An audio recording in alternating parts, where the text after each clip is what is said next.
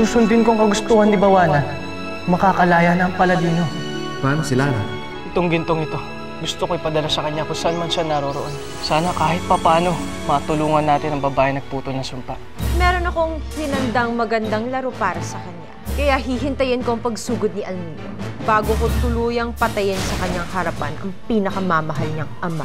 Baka naman maligno ka na. Alam ko kung anong nakita ko kagabi. At hindi ako nagsisinungaling.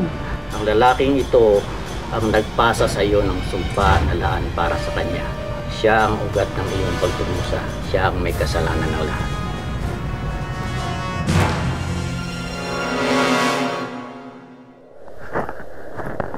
Dama Rosata, ano na kayang kalagayan ng aking ama?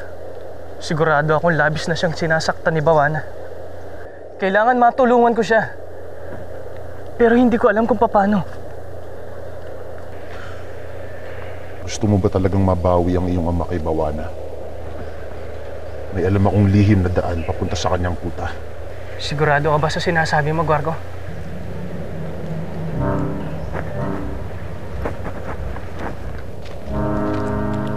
Ano ba mapanganib yung gagawin mo? Tsaka bakit ba ang bilis mong nagtiwala dyan sa gwarkong yan? Paano kung pagtataksilan ka niyan? Dama Rosata, ayoko nang manatili sa lugar na to nang walang ginagawa para mailigtas ang aking ama.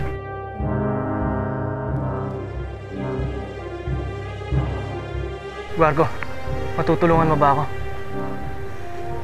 Kung ganon, puntahan na natin si Bawana.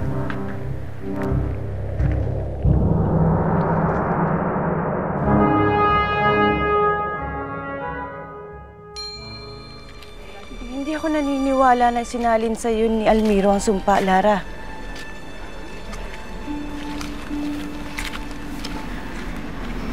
Gusto kong isipin na wala akong kinalaman si Almiro sa dinaranas ko ngayon. At hindi na po ito kagustuhan. Na wala siyang ibang hinahangad, kundi ang mapabuti ako. Pero inay, kung totoo man, bakit hanggang ngayon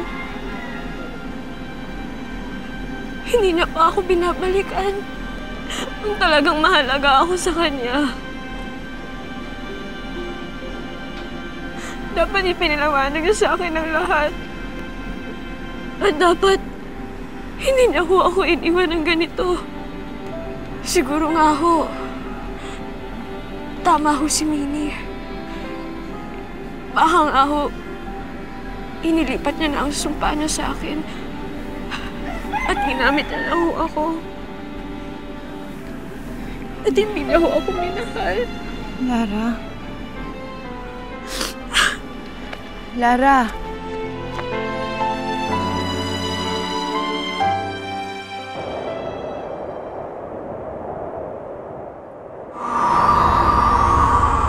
Sakaling magkahiwalay tayo, makita ka ni Bawana.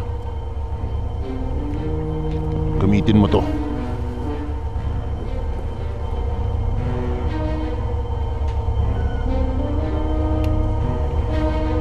Ihagis mo yan malapit sa kanya para makatakas ka.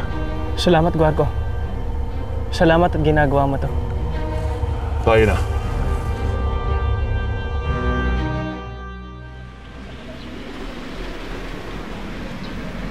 Ate, galit ka pa rin ba kay Kuya Almiro? Masama lang ang loob ko sa kanya, Bambi. Hindi ko kasi akalain na iiwan niya ako ng ganito. Baka naman may dahilan, Ate Lara. Baka naman... Ate, tignan mo yun, oh! Ano yung nasa tuka ng ibon? Parang... ginto! Ginto!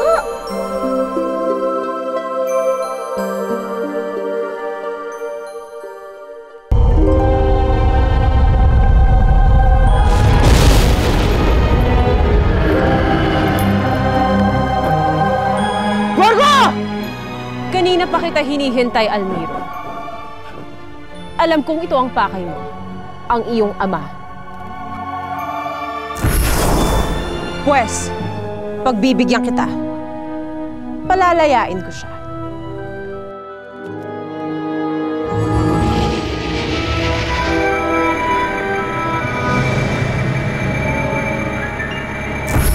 Almiro. Hindi pa ako tapos, Almiro.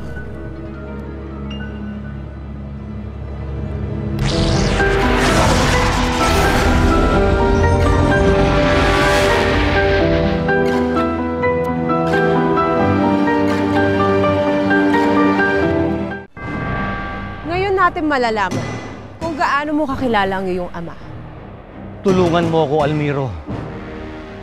Tulungan mo ako, Almiro. Huwag ka magpalinlang kay Buwana. Ako ang tunay na Adorno. Ako, hindi Almiro. Ako ang tunay mong ama. Ako! Almiro, gamitin mo ang talas ng iyong isip. Ako ang iyong ama. Magsitigil kayo lahat! Ako si Haring Adorno. Ako, Almiro! Almiro, ako ang tunay mong ama. Sa akin ka makinig.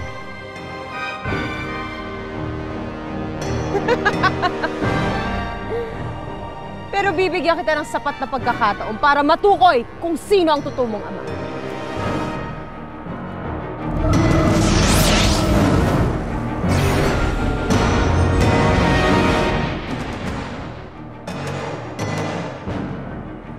Pero kapag nabigo ka, isang mapait na kamatayan ang naghahantay sa kanya.